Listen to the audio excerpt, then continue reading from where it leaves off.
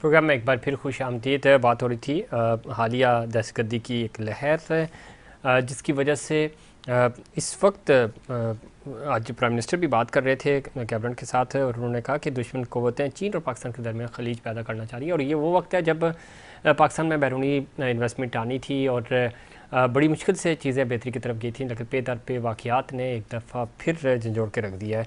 ये सारी चीज़ें कैसे कंट्रोल होंगी, सद्देबाब कैसे मुमकिन होगा और सूबाई और वफाकी हुकूमत सिक्योरिटी फोर्सेस इन तमाम चीज़ों के ऊपर कैसे काबू पाएंगे, इस पर मज़ीद बात करेंगे। हमें ज्वाइन किया जनाब डॉक्टर निसार चीमा साहब ने, सीनियर सियासतदान, सीनियर रहनुमा है मुस्लिम लीग नून के। डॉक्टर साहब खुश आमदीद कहते हैं आपको शो में। जी बहुत शुक्रिया जी। डॉक्टर साहब बहुत दिनों बाद आपसे बात हो रही है, किस तरह देखते हैं हालात बेहतर होने के बजाय ख़राब होते जा रहे हैं? दहशतगर्दी के वाक़यात में पे दर पे इजाफ़ा हुआ है और अब पहले हमने देखा कि टारगेटेड ऑपरेशंस हो रहे थे, केपी में हालात काफ़ी हद तक ख़राब थे, उनको सेटल करने की कोशिश की जा रही थी। बलूचिस्तान में अब ये अफसोसनाक वाक़यात हुए, क्या सद्देबाब हो सकता है इन तमाम चीज़ों से निकलने के लिए?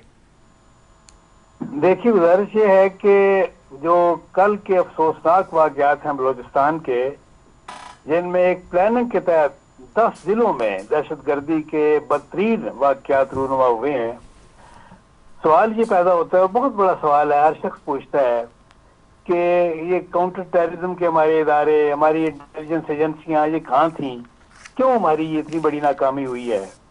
और दूसरी बात यह है कि हमें क्यों इदराक नहीं है, इसका एहसास नहीं है कि ये कितना बड़ा चैलेंज है।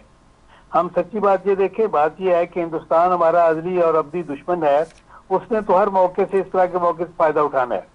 वो तो पाकिस्तान में दहशतगर्दी को हमेशा से हवा देता आया है, पूरी तरह पुष्टपराई करता है, सरपरस्ती करता है, दहशतगर्दों की मदद भी करता है।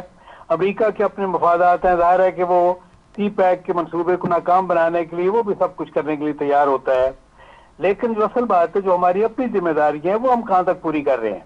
देखें, बात यह है कि हमने अपने बड़े बड़े ब्लंडर से कोई सबक नहीं सीखा। हमारे फैसला साज जो है, उन्होंने इतने बड़े बड़े ब्लंडर किए हैं। नवाब अकबर खान बुगटी की जो उनका बेईमाना, उनका जालिमाना और बिलाजवाज कत्ल था, उनकी शहादत थी, क्या उसका कोई जवाब था? उस वक्त से लेके और आज तक, आप पिछले 2024 के जो इलेक्शन है 8 फरवरी वाले, उन तक देखें आप कि उनके पोते नवाब शाहजहान बुगटी अपनी आबाई सीट पे खड़े थे, उनके वोट सबसे ज्यादा थे और उनकी बजाय उनको हरा के फॉर्म 47 के जरिए जो है एक ऐसे शख्स को जितवा दिया गया जो कभी काउंसिलर भी नहीं हो सकता था, जिसके सबसे कम वोट थे। तो ये हमने ये एक सबक सीखा है, ये है कि जब तक देखें, बात ये है कि हुकूमतों की रेट और उनका एहतराम जो है वो उस वक्त होता है जब अवाम की राय का एहतराम किया जाए। अवाम की, मेरी बात सुन ले, अवाम की राय के मुताबिक हुकूमतें बने। दूसरी बात यह है कि हमने ये जो हमारे इस वक्त की बलूचिस्तान में जरूरत इस बात की थी कि नवाब शाहजहान बुगटी और डॉक्टर मालिक जैसे लोगों से बात की जाती, उनको इत्मीनान में लिया जाता। और फिर यह है कि देखें, बात यह है कि बहुत जरूरी है कि हम ये यानी ऊपर से लेके फेडरल से लेके सूबाई हुकूमतों तक, आप ये कि बलूचिस्तान के हालात देखें, कच्चे के डाकुओं का ये है कि उनकी दीदा दलेरी देखें। क्या हमने ये है कि उसके मुताबिक को प्लानिंग की है? क्या आईजी और आरपी और डीपीओ हम मेरिट पे लगा रहे हैं? क्या मानस लोग लगा रहे हैं? क्या ये दलेर लोग लगा रहे हैं? क्या जो कॉम्पिटेंट लोग लगा रहे हैं? जब तक मेरिट पे आईजी, आरपी और डीपीओ नहीं लगाए जाएंगे, उस वक्त ये लॉ एंड ऑर्डर का मसला कैसे हल होगा?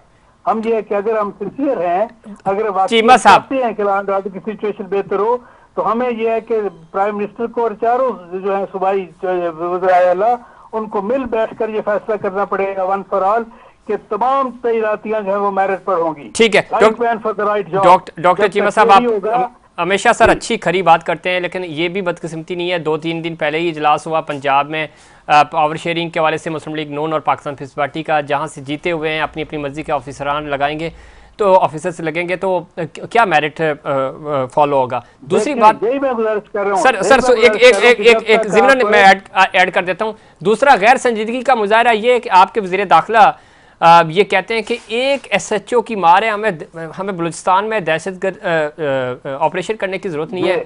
ये परवेज मुशर्रफ साहब ने भी उस वक्त ये कहा था कि हम वहां से मारेंगे तुम्हें पता भी नहीं चलेगा। ये उल्टी सीधी बातें और गैर जिम्मेदाराना रवैया क्यों इख्तियार किया जाता है? मेरी गुजारिश तो रहे, मैं खुद यही कहने लगा था कि उसी तरह की गैर जिम्मेदाराना स्टेटमेंट है जैसी मुशर्रफ ने दी थी कि हम आपको वहां सेट करेंगे जहां आपको पता भी नहीं चलेगा। देखें, बात यह है कि वजीर दाखिला को ये भी पता नहीं, उसने कहा वजीर दाखिला ने, इन्होंने फरमाया कि ये इसके पीछे टीटीपी का हाथ है। देखें, टीटीपी की दहशतगर्दी जो है उसके और जाविये हैं, उसके और तरीके हैं, लेकिन ये जो है बसों से गाड़ियों से उतार कर शनाख्ती कार्ड चेक करके पंजाबियों को अलग करके उनको ये कत्ल करना, ये टीटीपी वाला काम नहीं है। ये तो बीएलए जब खुद ये है कि उसकी जिम्मेदारी कबूल कर रही है तो ये है कि इस तरह की, और ये क्यों वो कर रहे हैं, सिर्फ ये है कि इस मौके पर भी ये पॉलिटिकल पॉइंट स्कोरिंग कि जी टीटीपी वालों को उन्होंने पीटीई वालों ने जाके बसाया था तो वो इसलिए ये है कि वो जिम्मेदार है इसके। देखिए, बात ये है इन मौकों पे तो कम से कम ये है कि पॉलिटिकल पॉइंट स्कोरिंग नहीं होनी चाहिए। बात ये है कि संजीदगी और जिम्मेदारी का मुजाहरा करना चाहिए वज़ीर दाखिला को भी और सबको। मैं फिर कहता हूँ कि वज़ीर आज़म और सारे वज़राए आला को बैठना चाहिए सर जोड़ के, वहाँ जो है बलूचिस्तान में नवाब शाहजहान बुख्ती और डॉक्टर मालिक जैसे लोगों को, अख्तर मैंगल को, बाकी इस तरह के लोगों को, संजीदा लोगों को, उनको इकट्ठा करके बिठाना चाहिए, उनसे मशवरा करना चाहिए। और फिर जिस तरह मैंने कहा कि चारों सूबों में बात यह है कि आईजी हो, आरपीओ, डीपीओ, सबको मेरिट पे उनकी तैनातियां जब तक नहीं होगी, क्राइम जो है वो कंट्रोल नहीं होगा, ना दहशतगर्दी कंट्रोल होगी। डॉक्टर साहब, आप ठीक कह रहे हैं। आपने कच्चे के डाकुओं का जिक्र किया। कच्चे के का एरिया तो चलो वीरान है, ये कराची में यहाँ मोबाइल स्नैच करते हैं और बंदे मार देते हैं। पिछले दिनों ये तवातर से ये वाक़यात हुए, तो ये एसएचओ की बातें की जा रही हैं। शहर में तो एक एसएचओ मैनेज नहीं कर रहा, और मुझे नहीं पता कि मोहसिन नकवी साहब ने बलूचिस्तान का भी विजिट भी किया हो, उनको पता चले कि एक एसएचओ के नीचे कितना एरिया है। और दूसरी बात, आपने बहुत अच्छी बात की। आपसे पहले हमारे साथ मुजाहिद बरेलवी साहब मौजूद थे, वो भी ये कह रहे थे कि मालिक साहब को, डॉक्टर मालिक साहब को और नवाब शाहजहान बुख्ती को, इस तरह के अच्छे लोगों को आपने साइडलाइन किया हुआ है, तो सुबह कैसे बेहतरी की तरफ जाएगा? और उनको हराया है, उनको देखे, उनको हराया है, ऐसा ही है धांधली करके। ये बड़ी ज्यादती है, बहुत ज्यादती है, बड़ा जुल्म है। इस तरह फिर मुहब्बे वतन लोग जो है किस तरह जिस तरह डिसार्ट हो गया, आप उसका तसव्वुर नहीं कर सकते। और ये कि आप उनको खुद उनकी हौसला शिकनी करके आप क्या कर रहे हैं? देखिए, ये कौमी एक नेशनल लॉस है कि मुहब्बे वतन लोगों के साथ इस तरह का जुल्म करना, जीते हुए लोगों को हराना, और ये है कि हारे हुए लोग जो कौंसिल नहीं बन सकते उनको सबसे कम वोट लेने वालों को आप पार्लियामेंट में इस तरह के लोग आएंगे तो फिर बयानात और चीज़ें भी इस तरह की होंगी। बहुत शुक्रिया जनाब डॉक्टर निसार चीमा साहब प्रोग्राम में वक्त देने के लिए। नाज़रीन, ये था हमारा आज का प्रोग्राम। उम्मीद करता हूँ दीगर प्रोग्राम की तरह आज का प्रोग्राम भी आपको पसंद आएगा। मुझे और इनसाइड पाकिस्तान की पूरी टीम को दीजिए इजाज़त। अल्लाह निगहबान।